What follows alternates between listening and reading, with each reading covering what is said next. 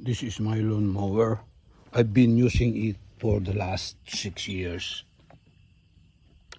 It is battery type.